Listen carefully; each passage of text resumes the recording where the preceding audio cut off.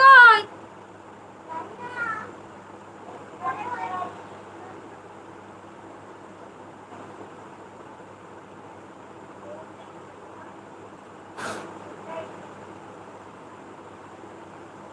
একটা লাইক করলো না, তাও কালকে 3টে না 4টে লাইক করেছিল।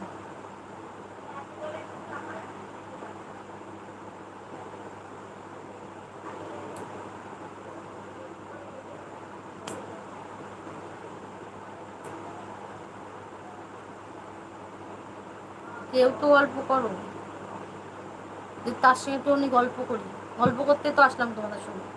তোমরা যদি কোনো কথা না বলো তা কি একা একা বক বক করা যায় নাকি? তাহলে তো সবাই আমাকে পাগল বলবে, আমাদের বাড়ির লোকই বলবে নি পাগল, দেখো একা একা বক বক করে যাচ্ছে। কেউ তো কিছু বলো, যে সেই টপিকটা নিয়ে একটু গল্প করি।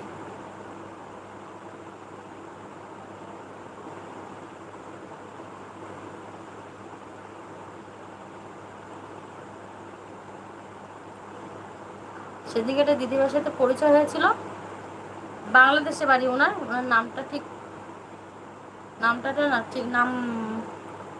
নামটা ঠিক মনে নেই, কিন্তু উনি এলবিতে আসে, এরকম টাইমে এলবিতে আসে। ভীষণ কথা বলে, ভীষণ মানে ভীষণ মিষ্টি কথা বলে, গলার আওয়াজটাও যেমন সুন্দর, আমার মতন অত বিশ্রী না। আমার গলা যেমন বিশ্রী, আমি যেমন বিশ্রী দেখতে, তেমন আমার গলাটাও বিশ্রী, কিন্তু ওনার গলাটা খুব সুন্দর, আর কথাও বলে খুব সুন্দর, আর কথাও ভীষণ সুন্দর বলে। তা ওনার বাড়ি বাংলাদেশে। তারপরে আমার চ্যানেলটা সাবস্ক্রাইব করলো, বেশ ভালো লাগলো।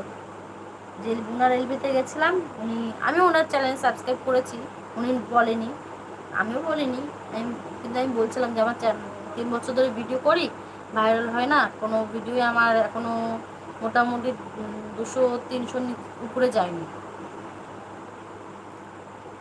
উনি আমাকে অনেক সাজেশন দিল, অনেক মানে কিছু বললো, কিন্তু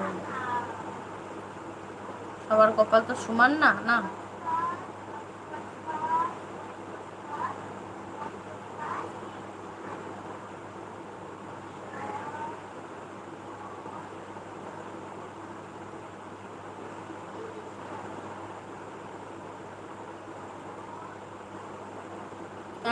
এখনো একজন আছে আমার এদিকে, কিন্তু কমেন্ট করছে না। থাকবো না বেশি করে, চলে যাবো। একা একা বক বক করতে ভালো লাগে না, কেউ থাকলে পাশে, কেউ মানে কমেন্ট করলে তা সেই জিনিসটা নিয়ে গল্প করা যায়, কিছু বলা যায়, কোনো প্রশ্ন করলে তার পরিবর্তে উত্তর দেওয়া যায়।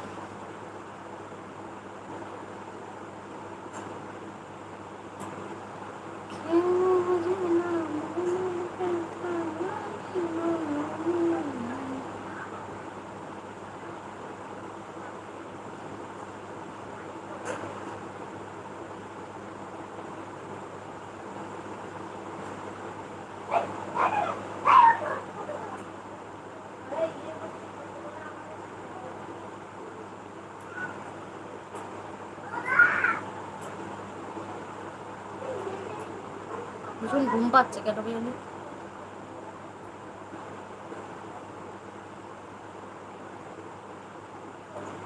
আজকে রিয়া আসলো না,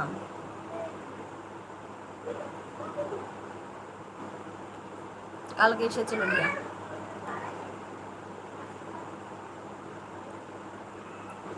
আজকে ওটার দিকে যেন বেশ লাইলবিতে ছিল, আমি গিয়েছিলাম, কিন্তু আমি কমেন্ট করতে পারিনি, খুব হ্যাং করছিল সেটটা, ভীষণ হ্যাং করছিল সেটটা।